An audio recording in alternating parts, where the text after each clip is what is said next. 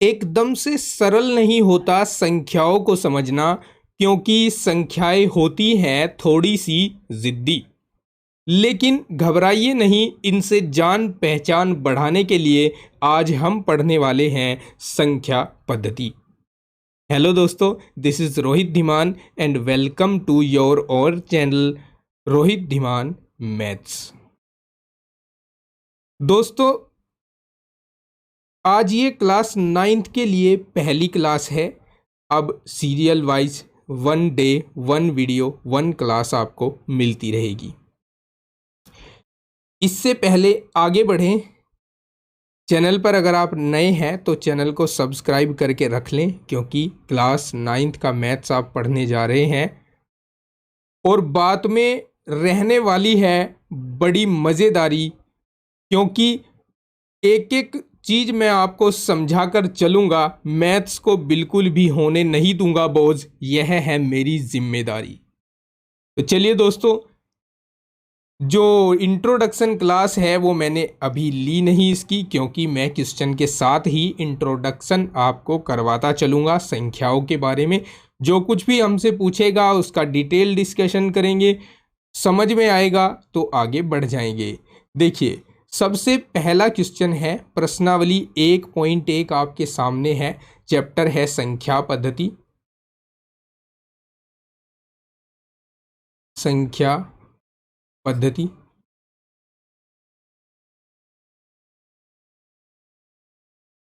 पहला प्रश्न है, क्या शून्य एक परिमेय संख्या है? क्या इसे p बटे q के रूप में लिख सकते हैं, जहां p और q पूर्णांक है और q नॉट इक्वल्स टू 0। तो शून्य क्या एक परिमेय संख्या है, इसके बारे में हमें बताना है। क्या बता सकते हैं हम? देखिए, पहले तो परिमेय संख्या के बारे में समझना है कि परिमेय संख्या होती क्या है दोस्तों।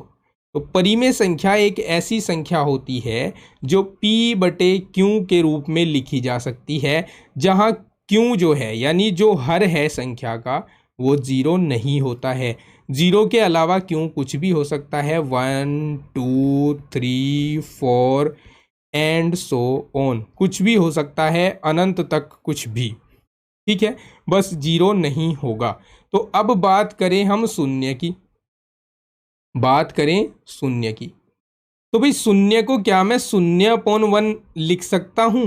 लिख सकता हूँ ना। और 0/2 भी लिख सकता हूँ, 0/3 भी लिख सकता हूँ, क्योंकि भाई अगर मैं 0 को 2 से भाग दे दूँ तो रहेगा तो 0 ही ना। तो इसलिए हम कह सकते हैं कि जो शून्य है वो एक परिमेय संख्या के रूप में लिखा जा सकता है। समझ गए?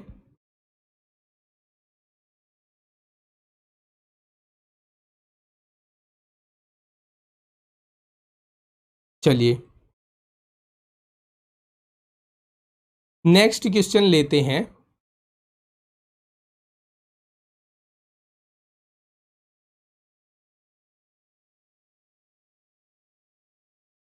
लीजिए, ये है नेक्स्ट क्वेश्चन। कहा है 3 और 4 के बीच में 6 परिमेय संख्याएं ज्ञात कीजिए। 3 और 4 के बीच में 6 परिमेय संख्या ज्ञात करनी है दोस्तों हमें। देखिए, इसके लिए ना एक बहुत ही बढ़िया तरीका आपको बताता हूँ। ये 3 है ना हमारे पास, इसको 3/1 भी लिख सकते हैं हम। और ये 4 है, 4 को 4/1 भी लिख सकते हैं। ठीक है, हर तो इनके ऑलरेडी बराबर हैं। अब हमें संख्याएं कितनी चाहिए? 6 संख्याएं चाहिए इनके बीच में। तो एक नंबर n हम यहाँ रख लेते हैं इसको, और इसकी वैल्यू हमने 6 लिख देनी है, अर्थात इसकी वैल्यू उतनी ही होगी जितनी परिमेय संख्याएं आपसे पूछी जाएंगी। ठीक है, अब हमें करना क्या है?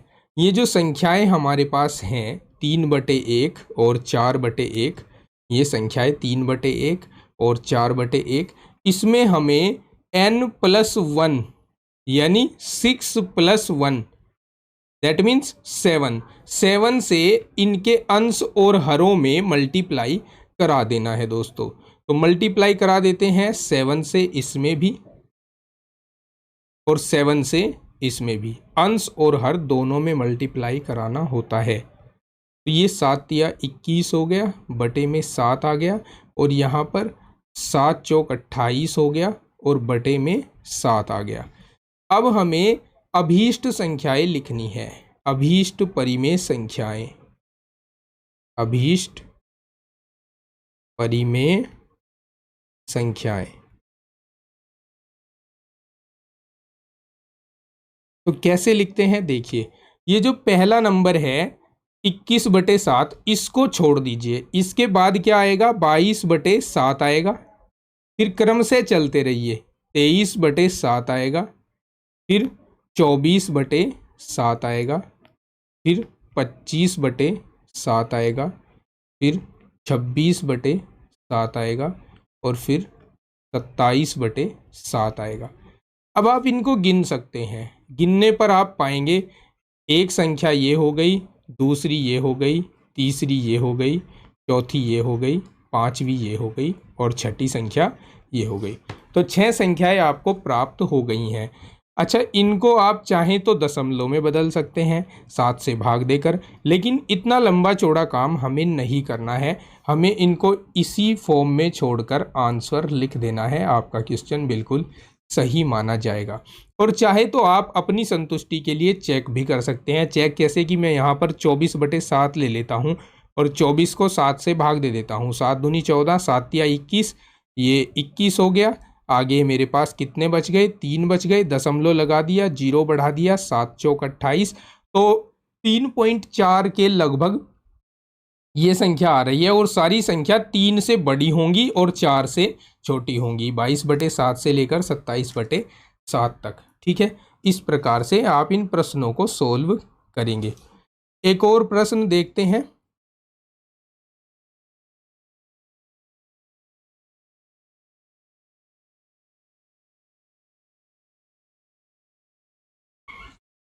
ये है नेक्स्ट क्वेश्चन हमारे पास, क्वेश्चन नंबर 3।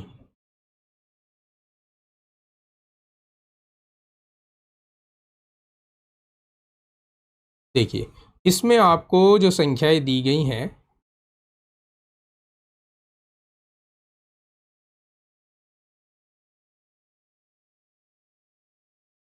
वो कुछ इस तरह से हैं।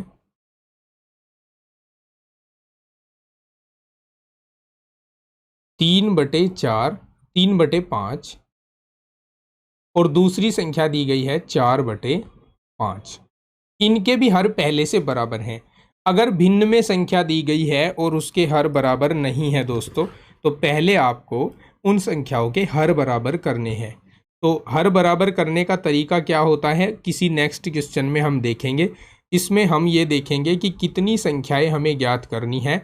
तो हम यहाँ देख पा रहे हैं कि 5 संख्याएं हमें ज्ञात करनी है इन दोनों दी गई संख्याओं के बीच की। तो उसके लिए हम करेंगे क्या, हम जैसे मैंने आपको बताया था कि ये जो 5 है इसको आप n मान लेते हो, फिर आप इसमें गुणा कराते हो n+1 से, n+1 से ऊपर भी और n+1 से नीचे भी गुणा करवाई जाती है। इसमें भी सेम यही प्रोसीजर लगता है, n+1 से ऊपर गुणा और n+1 से नीचे गुणा कराई जाती है। तो n+1 से जब गुणा करा रहे हैं, दैट मीन्स हम 5+1 से गुणा करा रहे हैं, दैट मीन्स 6 से गुणा करा रहे हैं। तो 3/5 है हमारे पास पहले से, इसमें 6 से गुणा कराई हमने, अंश में भी और हर में भी। ये 6 या 18 हो गया और 5 अंक 30 हो गए, 18/30 आ गया यहाँ पर। और फिर हमारे पास है 4/5 इधर, इसके नोमरेटर में 6 से मल्टीप्लाई, डिनोमिनेटर में 6 से मल्टीप्लाई, तो ये 24 हो जाएगा और ये 30 हो जाएगा। ठीक है, अब हमें लिखनी है रिक्वायर्ड नंबर्स, यानी हमें अभीष्ट संख्याएं यहाँ पर लिखनी है। तो लिख देते हैं अभीष्ट संख्याएं। अभीष्ट का मतलब क्या होता है दोस्तों, अभीष्ट का मतलब होता है जो हमें चाहिए, जिसके लिए हम ये सारे पापड़ बेल रहे हैं, ये सारा काम हम जिनके लिए कर रहे हैं, उसको अभीष्ट बोला जाता है। तो 18 को नहीं लेना होता है, 18 से ठीक आगे का नंबर लेना है 19, 19/30, फिर 20/30, और 21, 21/30, इसके बाद 22/30, फिर 23/30 और फिर 24 तो आ गया ना यहाँ पर। ठीक है, ये 5 संख्याएं हो गई, आप इनको गिनकर चेक कर सकते हैं। 5 संख्याएं हमारे पास कंप्लीट हो गई हैं। तो इस प्रकार से सॉल्यूशन होगा ऐसे प्रश्नों का, समझ रहे हैं आप। चलिए कोई और प्रश्न लेते हैं।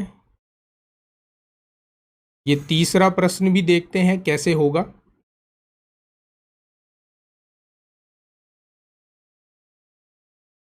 चलिए तीसरा प्रश्न देखिए। ये शायद हमने तीसरा प्रश्न ही किया है अभी, है ना। हाँ, ये तीसरा प्रश्न ही है। अच्छा, कोई एक एग्जाम्पल हम अपनी ओर से लेते हैं जिससे क्लियरिटी आ पाए, क्योंकि यहाँ पर तो बहुत ही कम उदाहरण, कम क्वेश्चन हमें दिए गए हैं। तो एक एग्जाम्पल लिखता हूँ मैं यहाँ पर। एग्जाम्पल में लिख रहा हूँ मैं, 2 संख्याएं 2/5 और 5/3, ये 2 संख्याएं लिख दी मैंने। मैं इन दोनों के बीच 4 परिमेय संख्या ज्ञात करना चाहता हूँ। 4 परिमेय संख्या, तो क्या करना होगा। देखिए वही प्रोसीजर है। पहले आपको याद रखना है कि हर बराबर होने चाहिए, तो यहाँ हर बराबर नहीं है। अब इसके लिए हम क्या करेंगे, 2/5 लिखेंगे, इसमें गुणा कराएंगे किससे, इस संख्या के हर से। जो आपको यहाँ ये संख्या दी गई है, इसका जो हर है 3, उसके हर से इसमें मल्टीप्लाई करवा देंगे हम। यानी इसमें हम मल्टीप्लाई करा रहे हैं 3 से, ऊपर भी नीचे भी। और जो दूसरी संख्या हमें दी गई है, ये वाली 5/3, 5/3, इसमें हम गुणा करवाएंगे पहले दी गई संख्या यानी 2/5 के हर से, अर्थात 5 से गुणा करवा देंगे ऊपर नीचे, गुणा 5 गुणा 5। ऐसा करने से इनके हर बराबर हो जाएंगे। देखिए यहाँ 3 दूनी 6 और 5 तिया 15 हो जाएगा, और यहाँ 5 5 25 और 5 तिया 15 हो जाएगा। ठीक है, ये काम हम कर चुके हैं। अब इसके बाद हमें ये जो बाद वाली संख्याएं प्राप्त हुई हैं, ये वाली और ये वाली संख्या, इनको लिख लेना है नीचे। यहाँ मैंने लिख दिया 6/15 और यहाँ मैंने लिख दिया है 25/15। अब देखिए कि n का वैल्यू कितना है आपके पास। n का वैल्यू देखिए, n का वैल्यू यहाँ कितना है आप देख सकते हैं। n का वैल्यू 4 है अपने पास अब की बार, तो n का वैल्यू हमने 4 लिख दिया। और n+1 का वैल्यू कितना होगा, फिर 5 हो जाएगा ना। तो हमें इसमें गुणा करवाना है ऊपर नीचे 5 से, यहाँ भी 5 से गुणा, यहाँ भी 5 से गुणा। ठीक है, गुणा करवाने पर ये 5 छंग 30 और 15 पंजे 75 हो जाएगा, और ये 25 पंजे 125 और 15 पंजे 75 हो जाएगा। ठीक है, ये आ गया हमारे पास। अब हम 4 संख्याएं लिखनी है हमें इनके बीच की, तो कोई भी 4 संख्याएं हम यहाँ पर लिख सकते हैं। जैसे कोई भी 4 संख्याएं कैसी, मैं लिखकर बताता हूँ आपको। अभीष्ट संख्याएं, अभीष्ट संख्याएं। देखिए यहाँ 30/75 है, बस आपको 30 नहीं लेना है, इसके बाद वाली आप कोई भी संख्या ले सकते हैं। जैसे 31/75 ले सकते हैं, फिर 32/75 ले सकते हैं, फिर 33/75 ले सकते हैं। और ज़रूरी नहीं आप इन्हीं को लो, 125 से पहले वाली 3 संख्याएं आप ले सकते हैं। यानी 30 से बड़ी और 125 से छोटी जितनी भी बीच में संख्याएं हैं, उनके हर को 75 बनाते हुए लिखते हुए आप यहाँ अपनी अभीष्ट संख्याएं लिख सकते हैं, और ये आपके क्वेश्चन का आंसर होगा दोस्तों। ठीक है, आया समझ। इस तरह से होते हैं ये प्रश्न। चलिए एक्सरसाइज का अगला क्वेश्चन देख लेते हैं, क्या दिया गया है अगला क्वेश्चन।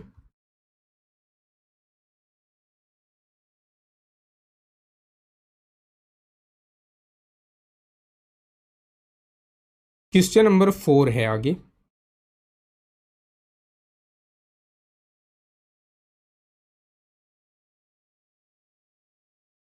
क्वेश्चन नंबर 4 में आपको सत्य असत्य बताने हैं और कारण सहित एक्सप्लेनेशन देना है यहाँ पर। तो पढ़ते हैं हम इनको। चलिए, हमें कहा गया है दिए गए कथन सत्य हैं या असत्य, कारण के साथ अपना उत्तर दीजिए। पहला दिया गया है प्रत्येक प्राकृत संख्या एक पूर्ण संख्या होती है। अब मैं आपको बताऊंगा बेसिक नॉलेज इस चैप्टर की। बेसिक नॉलेज सीखिए। अब देखिए, पहले कथन में दो तरह की संख्याओं का जिक्र आया है। एक तो आया है प्राकृत संख्या और एक आया है पूर्ण संख्या।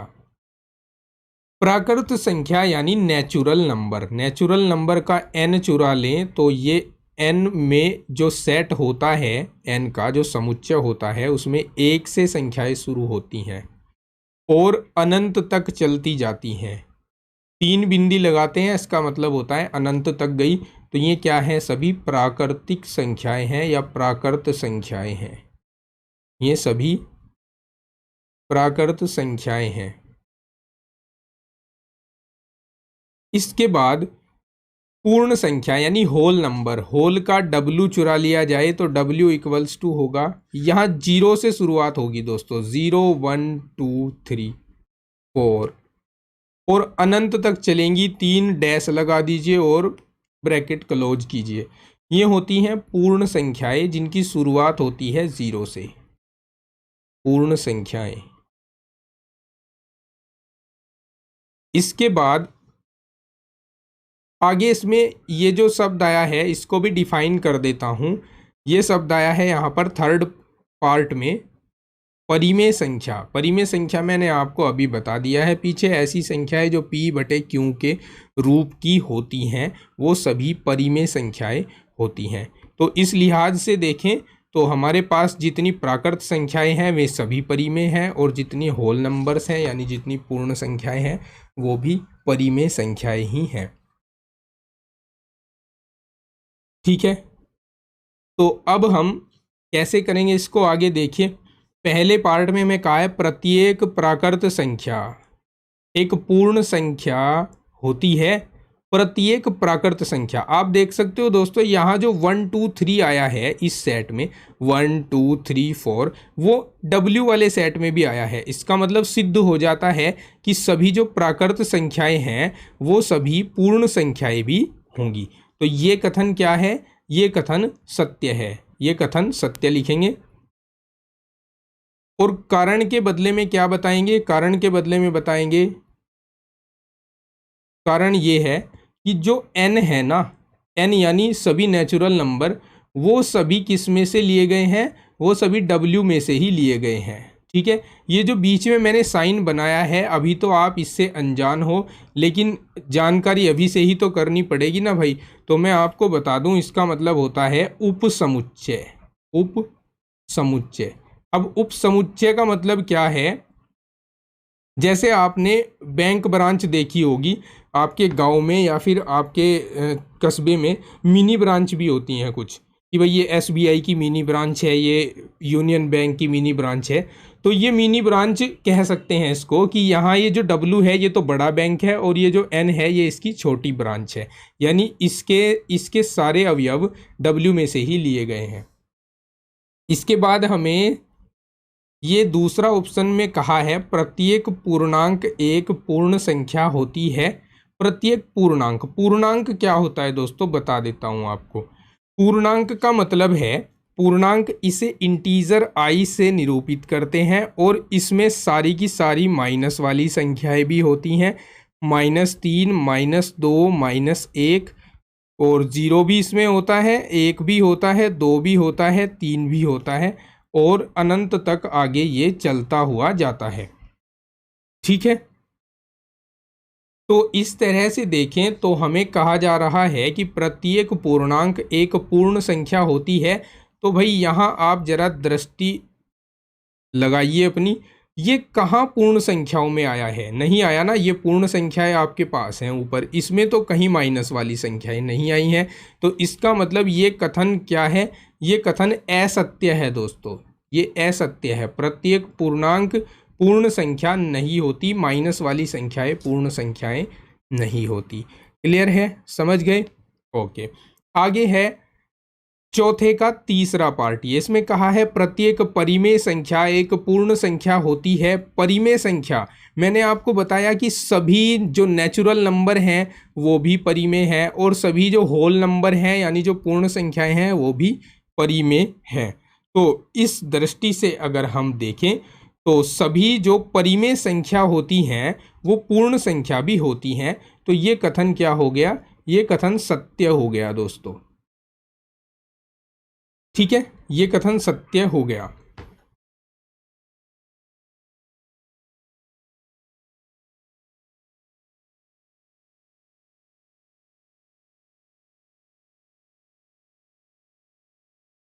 अच्छा, इसमें ना यहाँ पर थोड़ा सा डाउट ये है कि परिमेय संख्या तो माइनस वाली भी होंगी, है ना?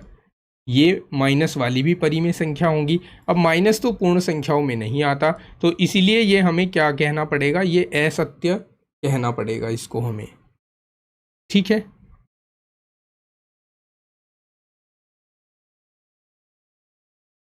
तो दोस्तों ये थी आज एक्सरसाइज यानी प्रश्नावली 1.1, प्रश्नावली 1.1 जो हमने सॉल्व की है। उम्मीद है आपको जो समझाया है वो आपने समझा होगा, बेहतर समझ में आया होगा। जल्द मिलते हैं नेक्स्ट एक्सरसाइज को सॉल्व करने के लिए नेक्स्ट वीडियो में। तब तक के लिए अपना ख्याल रखिए। Take care, bye bye, have a nice day.